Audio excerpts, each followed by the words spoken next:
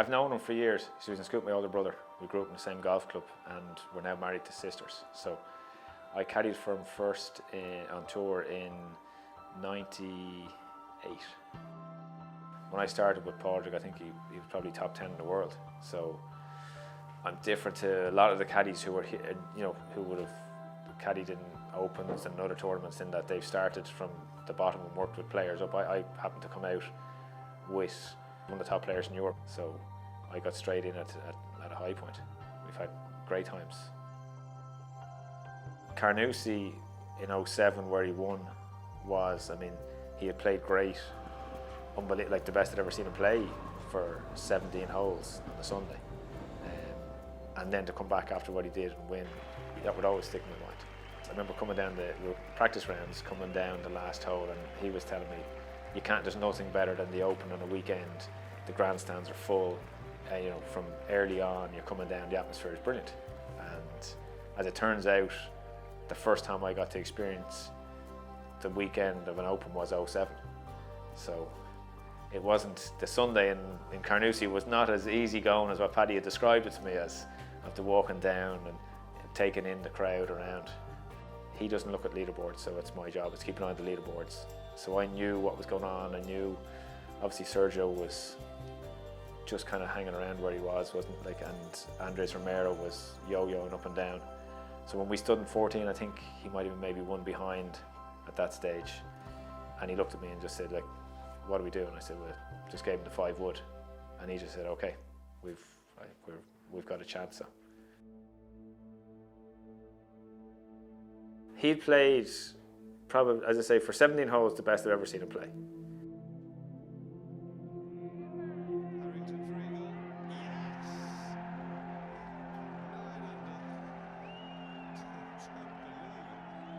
He was 6 under par through 17, and he could have been probably 8 or 9. We had discussed the strategy of playing 18 in the practice round on the Tuesday, which was, if you're one behind, level or one ahead, you hit driver and try to win. When we got there, he was one ahead. There was no question, it wasn't even a thought, it was just, okay, this is it. Well, this is what it's all about. Bunkers left, bunkers right, burn left. We knew what we decided, went with driver.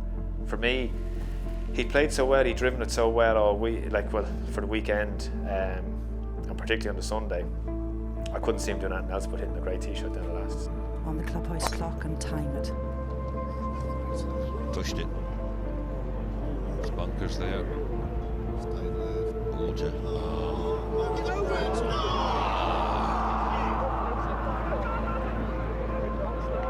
Would you believe it? It wasn't so bad because we've had times in the golf course where similar things have happened. I didn't, initially when he hit his 3rd shot, I didn't know if it was out of bounds or not, because it had gone left quickly, and he asked me, where's that gone? I said, I haven't seen the crowd move, so I'm assuming it's not out of bounds. And then it was the walking referee told us it was in the burn, and he just went quiet. And yes, I was thinking about Van der Velde, I'm sure he was thinking about Van der Velde. But we've had things, over the years, had different times when things have gone wrong, so I just started talking to him just the same as he would normally, just telling him that the hole wasn't over.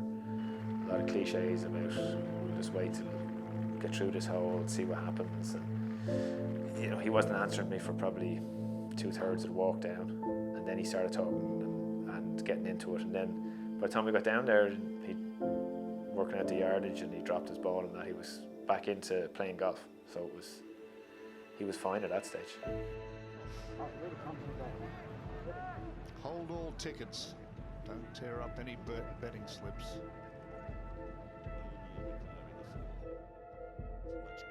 I just kept talking to him and looking for him to give me a response. Just say anything, and I just keep saying, come on, do you hear me, whatever. And eventually he was like, yes, okay, yes.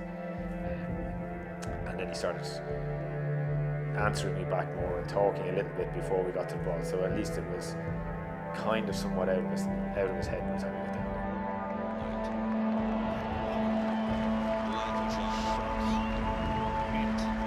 It wasn't so much, oh great, we have another chance. It was just, okay, we've got to go out and just get back into doing what we'd done for the 18 holes. It wasn't, neither of us really thought, this is it, we've got another chance. It was just, okay, Sergio missed, we knew we were going to be in a playoff, went out onto the putting green, didn't have time to hit balls, it was just hitting some putts.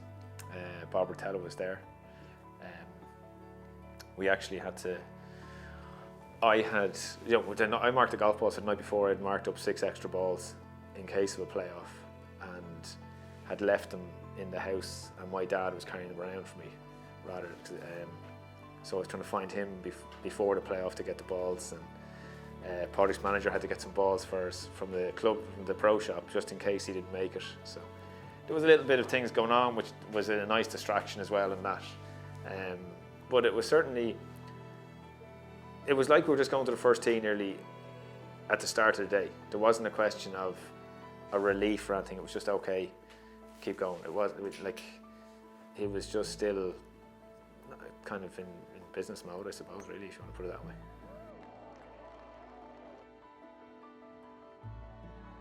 We got to 18, the driver wasn't coming. Like, he just, he didn't, I wouldn't have given him the driver and he wouldn't have asked for it because we had agreed. The only thing was we were just there exactly establishing where to hit it. And then hit his hybrid off the tee, which left him a little bit further back, but it was making sure nothing was reaching the water. He didn't hit a great third shot with a sand wedge, which, so he ended up maybe with 30 feet or so across the green. On the greens, he reads his own putts, so it's like, once you get there, I just kind of step aside.